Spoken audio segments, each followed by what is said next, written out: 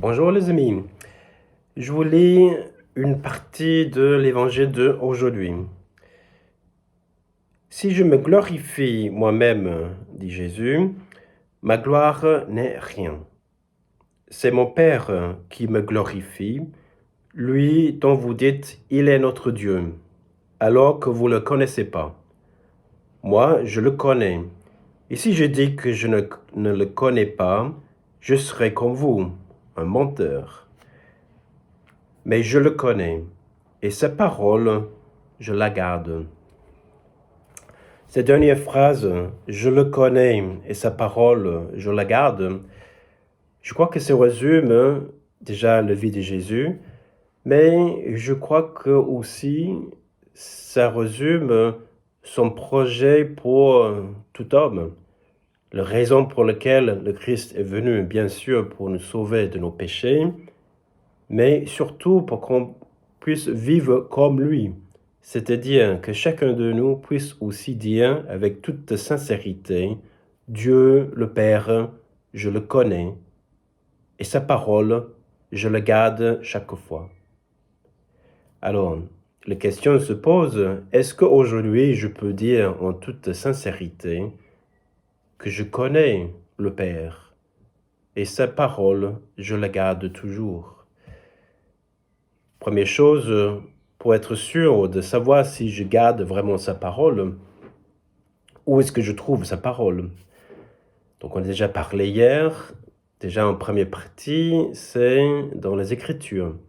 Donc pour connaître la parole de Dieu et pour le mettre en pratique, il faut que j'ai un contact assidu avec les Écritures.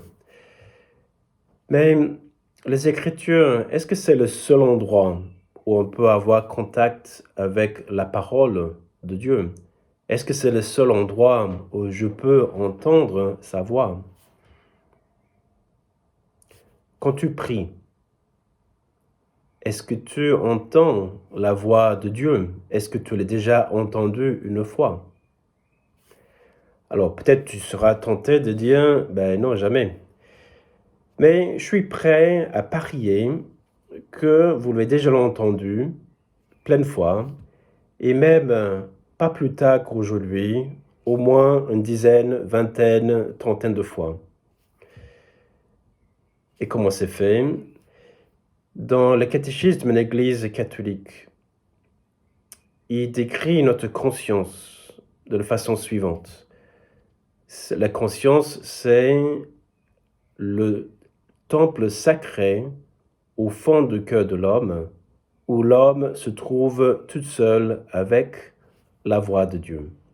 Le temple sacré au fond du cœur de l'homme, chaque homme, où l'homme se trouve tout seul avec la voix de Dieu.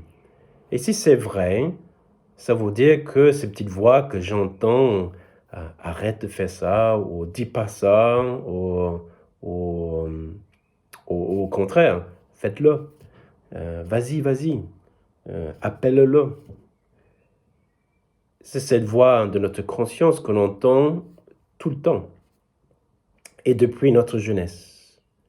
Cette voix qui aussi m'accuse quand j'ai fait de mal, que je dois demander pardon, il ne me laisse pas tranquille. Ou au contraire, quand j'ai bien fait, c'est cette voix qui dit « Bravo, t'as bien fait, je suis fier de toi ». Donc l'homme, pour connaître la voix de Dieu, il suffit qu'il écoute sa conscience. Alors, attention, notre conscience peut être aussi un peu déformée à cause de nos péchés, nos mauvaises habitudes.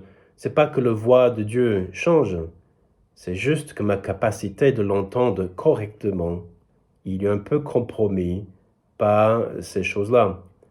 Et c'est comme je mets des filtres sur mes oreilles, et ma capacité de l'entendre correctement change. Et parfois, j'ai pas forcément très envie de l'entendre. Je sais peut-être au fond de moi, il y a quelque chose que je dois régler, changer. J'ai pas très envie et je ne veux pas tellement savoir. C'est même si le Seigneur essaie de me parler au fond de moi-même, même quand je prie. Voilà, je fais sourd. Donc, si je veux vraiment connaître Dieu, la première place, c'est écouter sa parole qu'on trouve dans les Écritures. Mais la deuxième place, peut-être le plus facile et même le plus concret, c'est de suivre le plus fidèlement possible ma conscience. Une conscience qui reste ouverte à savoir, d'avoir cette ouverture de cœur, d'esprit, de dire Seigneur, parle, montre-moi le chemin. Fais en sorte que je fais ta volonté et pas la mienne. Et pour avoir le plus en plus d'objectivité dans ma conscience, j'ai besoin aussi de quelqu'un avec qui je peux parler. Soit un directeur spirituel, soit un accompagnateur, soit un prêtre, un diacre, etc. Quelqu'un à qui je peux avoir confiance de décrire ce que je vis et qui m'aide ou me sauvegarde de tout subjectivisme. Alors, si je fais ces trois choses, la parole de Dieu, de suivre le plus fidèlement possible ma conscience en restant ouvert à tout ce que le Seigneur peut me dire, et d'avoir cette personne qui peut m'accompagner pour m'aider, le résultat, je vais finir par connaître le Père de mieux en mieux. L'image que je vais de lui aujourd'hui ne sera pas la même demain. Et ce sera encore plus clair. Et le plus que je connais le Père, le plus que je vais l'aimer. Et plus que je l'aime, le plus que j'ai envie de le suivre. Envie de garder sa parole, de chercher sa parole, connaître sa volonté et de pouvoir le mettre en pratique. Parce qu'on découvre ainsi un vrai chemin de bonheur.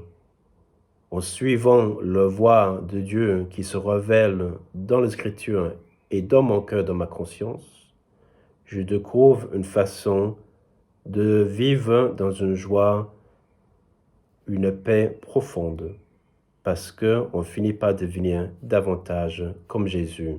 Et Jésus, c'est l'homme le plus heureux qui ait jamais marché sur le face de la terre. Alors, bon courage.